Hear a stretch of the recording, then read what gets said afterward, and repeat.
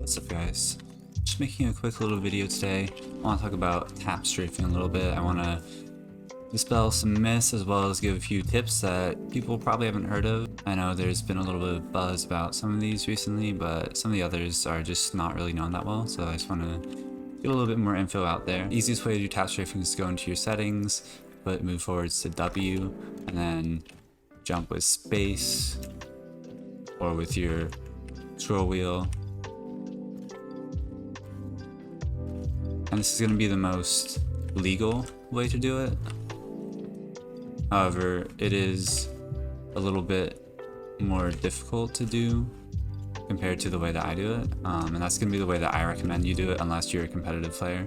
So if you do not play competitive Apex, if you don't play in any tournaments, you can do this. If you do, it's actually banned in those tournaments. It's not really any way to detect it, but honor system. We're going to go into our Autoexec and we're going to put this command into there. So what's going to do, so inputs a jump, forwards, it waits for 1 frame and then it removes the forwards input. And the reason for that is that when you hold W, it actually makes it impossible to do wall jumps. So add the negative forwards to get rid of that. It actually does work sometimes without it. So you really just need these. I'll have this in the description as well for you to copy that. And again, this is not actually legal to use in competitive, but for 99.9% of players, it's going to be completely fine. And we're going to run our Autoexec. And I will have a command on using the Autoexec. I will refer you to just look at my 120 FOV guide if you don't know how to use an Autoexec. There is a lot of information there. And now it's just going to be a single input. And see, it's much easier to do the tap strafe now. So this is going to be my recommended way to do it. And now I want to talk about wall bouncing. So I've seen a lot of people talk about how they use tap strafing combined with wall bouncing. And while there might be some cases in which that's useful, I actually don't think it's necessary most of the time. So the things with tap strafing, it preserves your momentum after you change directions. So normally you can't really change direction like that, your momentum just goes away. But the thing is that when you wall bounce, you actually retain all your momentum anyway. So I'm going to do some wall bounces without tap strafing. See, I'm changing direction because of the wall bounce. I'm not tap strafing here. And I'm keeping all my momentum because the wall actually just changes your direction without making you lose momentum. It gives you a new acceleration after you come off the wall. There's actually no benefit tap strafing here. Now, if you want to turn around a corner, for example, then you might want to use your tap strafe. Like that. But if you're just like getting over a wall, for example, or just hitting the wall and just turning around backwards like that, you don't actually need to tap strafe at all. There's no real benefit there. So I just want to clear that up because I see a lot of people talking about it, and you really, I wouldn't consider that a tap strafe technique. Like, you can use tap strafing to do it, but there's just no reason to. The only real reason is if you're like if you want to do like that kind of maneuver, sure, you want to tap strafe like that, for example. That's the reason to use tap strafe.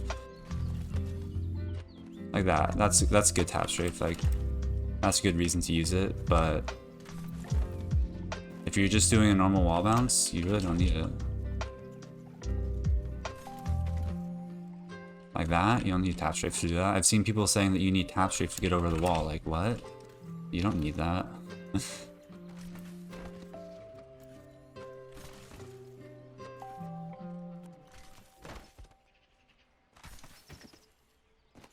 So you don't even need tap strafe to turn a corner necessarily.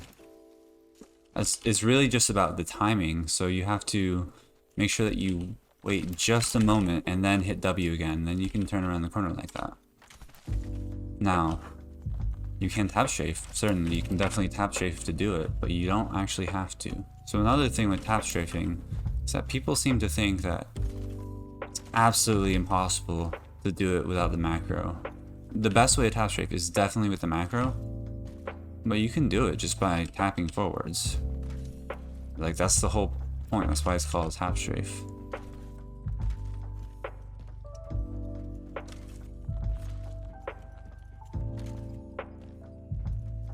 if you look at my velocity, see here's a normal air strafe. See, I'm losing my velocity. Now here it is tapping W.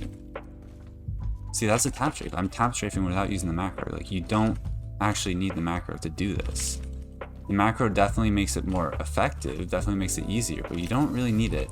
So, for example, if you play comp and you don't want to use the illegal bind that I recommend, you can just tap strafe by tapping W. It's really not that hard. You just have to, so it's really at the start of the movement, like right as you're turning, like even before you turn, you really want to be spamming W. Another thing is tap strafe jump pads. So the easiest way to tap strafe off a jump pad is going to be with the macro that I talked about. So ideally you want to just hit your scroll wheel and it inputs both the jump and a tap strafe. So the tap strafe off a jump pad, you have to actually hit jump right as you go off, and it has to be pretty much frame perfect so that you don't get your double jump. As well as you have to input the turn, your mouse, and you have to input the forwards, the W tapping. You can do that either by tapping W or by using the macro.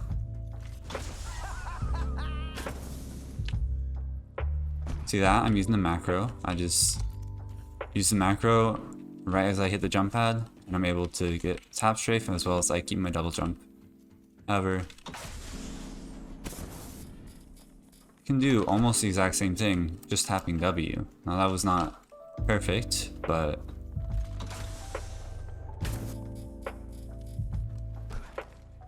now if I were to try to do that without tap strafing, first of all, I don't even get the initial turn.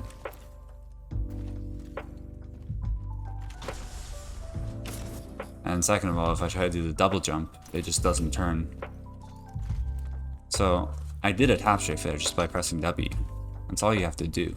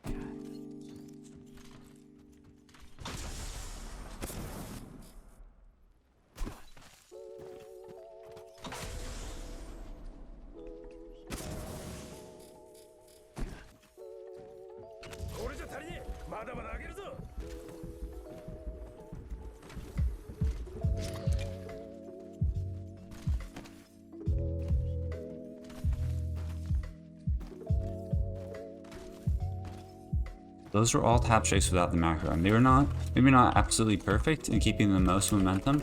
Definitely want to use the macro if you want the absolute best amount of momentum kept, but you really don't actually have to use it. So I'm now also going to show something else you can do. Let's go ahead and execute that. So I've essentially bound A and space or jump and move left to the scroll wheel. You see there's a slight leftwards input now. So how might we use this? So you can actually tap strafe directly left. So after side jumping, you can see that, compare that to if we were just to hold left after jumping. You don't really move as far to the left. You definitely don't keep your momentum. So this one, it keeps momentum from a side jump, but it moves to the left. You can see even without inputting any other keys, I can actually turn. It's kind of interesting. Alright, now I've shown you this and it's kind of cool, right? Like, it's neat for sure, but it doesn't seem that useful, right? It doesn't seem that practical. Let's go look at it in third person actually. So It's nothing too crazy, but we do have a pretty big jump to the left while keeping momentum. So that's kind of cool, right? Like it's nothing game breaking, nothing insane. Seems pretty situational, right? It's cool though. It's definitely cool, but that's about it, right? You definitely don't want to change your bindings just for this. You definitely want to be able to normally tap strafe, right? So I'm gonna go ahead and show you how to do this without having to change your binding. You can just use the normal binding from before. We're gonna switch. We're gonna get rid of that. We're gonna make this one the active one again. Alright, so just to show, we have our W tapstrafe again. So what we're gonna do, so we're gonna hold A. We're gonna tapstrafe jump. We're gonna hold A and then we're gonna press S. That's actually gonna cancel out the forward momentum. And it's gonna give us the same sideways tapstrafe as before. And again, that's tapstrafe with our macro jump.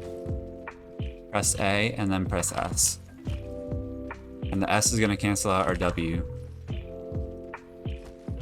Alright, so if you just do a normal slide jump and you just hold A, pretty much nothing happens. You don't really go very far. You don't have much speed. If you tap A, you can actually get the same thing. So just like before, you don't actually need the macro to do it, and you don't actually have to turn your camera or anything. You just have to. Yep. So there's one. We just all about. You just really have to get a lot of the inputs in a very short period of time. So that's the reason why we use the macro for it. You don't have to keep scrolling or anything. You just have to do it like just a very short moment. It's just like a burst.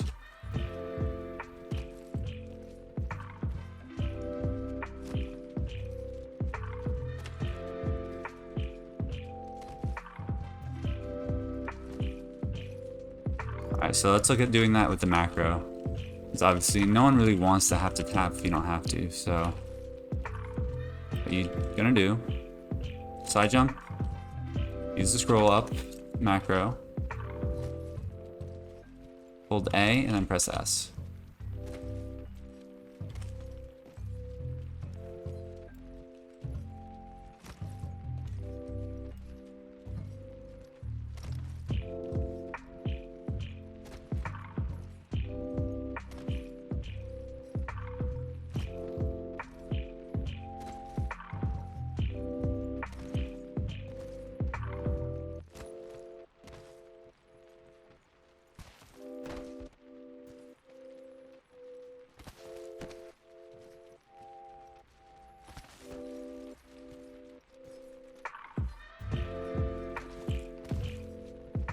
If we just hold A, if we don't hold S, see, we don't really move very far.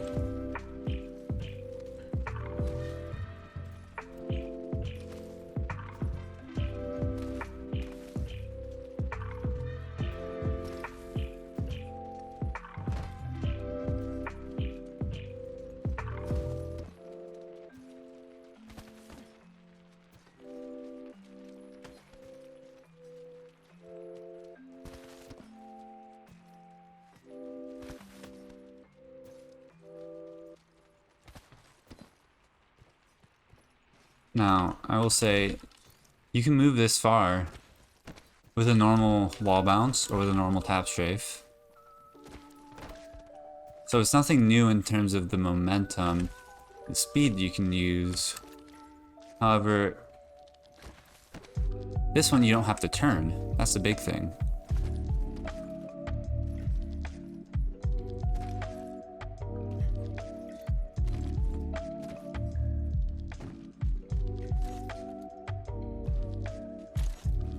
What's interesting is that when you do this with a horizontal zipline, it registers, it instantly turns you to be going forward. So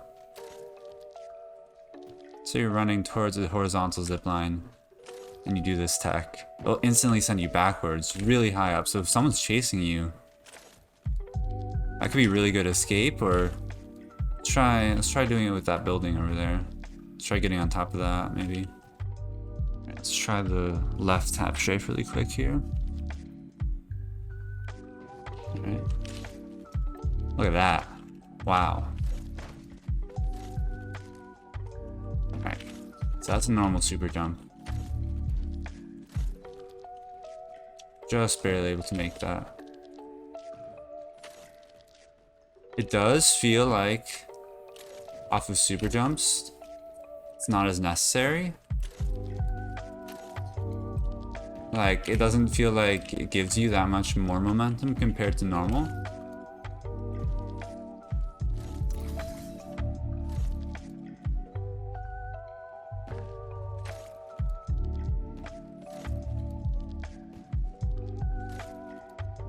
So you can definitely do this without the Tapstrafe,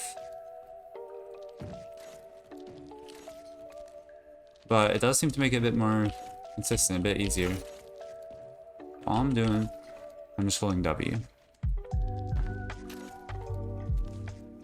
And I get it pretty much every time. Right, so here's the left Tapstrafe without turning the camera at all.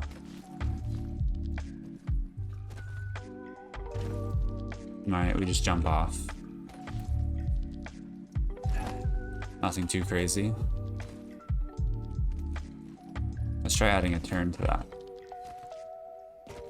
That's an instant turnaround. It's really nice, actually.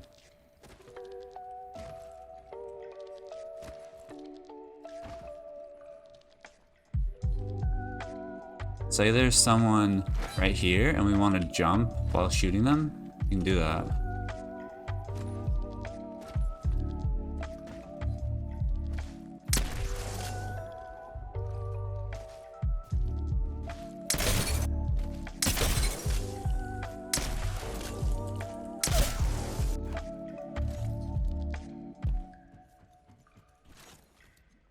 Alright, so this you can turn around really just by holding W. It's kind of weird.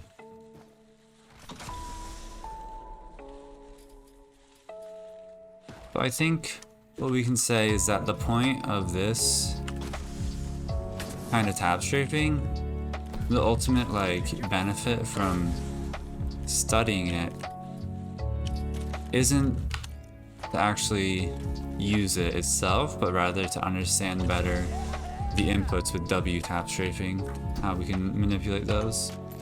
Alright, so we're gonna switch back to normal W tab strafe. And we're gonna try to replicate some of that stuff.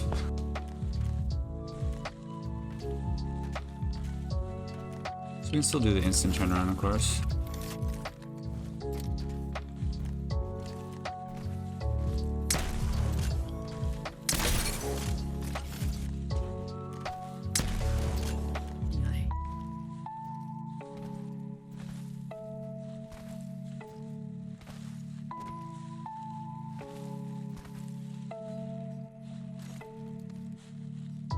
Right, so here is a normal super jump. Just holding A. Normal super jump, just hold A. Like, we can probably make that, but just barely. Now let's try tab strafe. We tab strafe, and we do the sideways tab strafe. Make it like pretty much every time.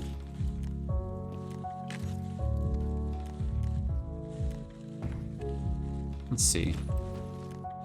Yeah, so you can sideways wall bounce to that. That's cool.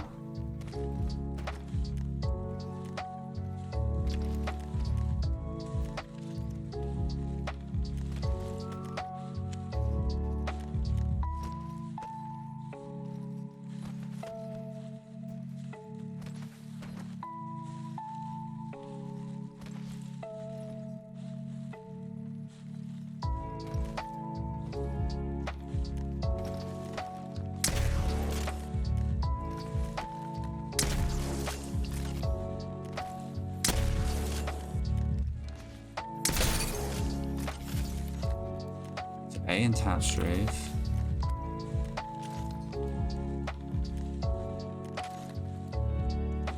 So I think that holding back on a zipline just like makes it worse. I think it's not worth it to hold back. I think it's better to just tap strafe.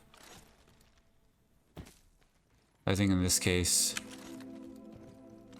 tap strafing on ziplines, you just want to hold A and tap strafe in this case. I think if you hold back, you're just gonna move to the side. If you want to turn,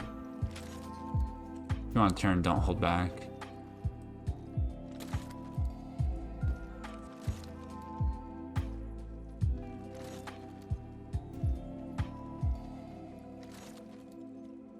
So if you want to move sideways without turning on a zipline, it might be useful. I can think of situations where this might be useful in World's Edge. Right, so we actually get farther if we don't hold back, but you have to turn. So that's where this might actually come in handy.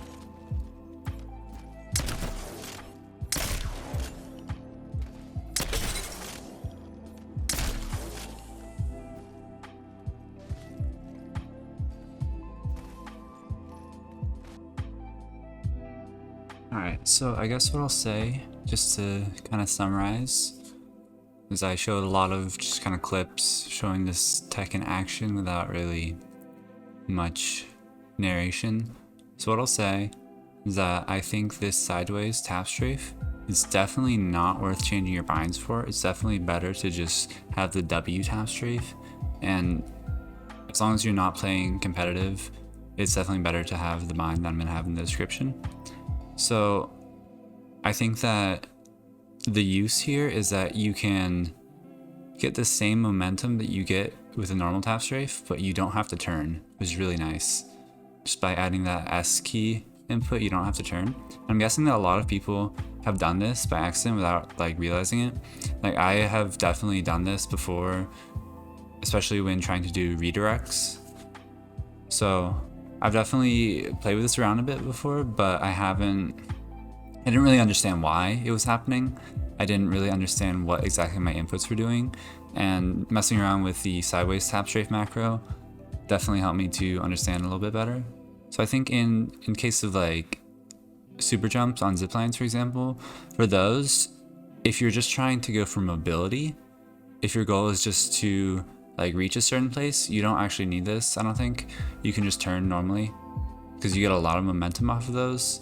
You don't really seem to lose momentum when you're turning off of super jumps, but even if you do, you can just turn and tap strafe normally. But if you're saying you're in the World's Edge zipline building, in the broken zipline building in East Fragment, where you might actually be fighting people, or if you're in Skyhook and you're fighting people, this might actually be useful because you can get the same movement, but you don't have to turn.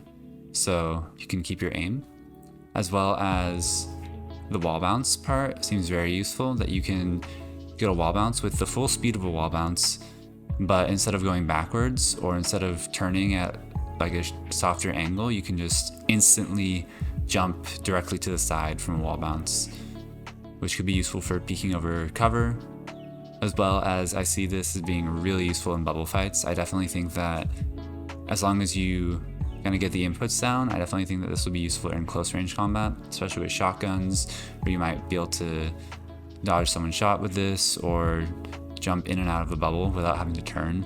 That's the biggest thing, you don't have to turn. So I would say try this one out. I'm not going to necessarily take credit for this as me inventing the tech or anything. I know some people have talked about this before, but I don't think it's super widely known. But hopefully this gets the information out there a little bit more, and people can kind of take this and work with it, and hopefully I see some clips of this. I'm really hoping to see some saucy movement. If you guys end up doing something with this, it'd be great if you could go to my Twitter, which will be linked in the description, and just send me a message about this or tag me in it if you do anything really cool with this, and it'd be dope.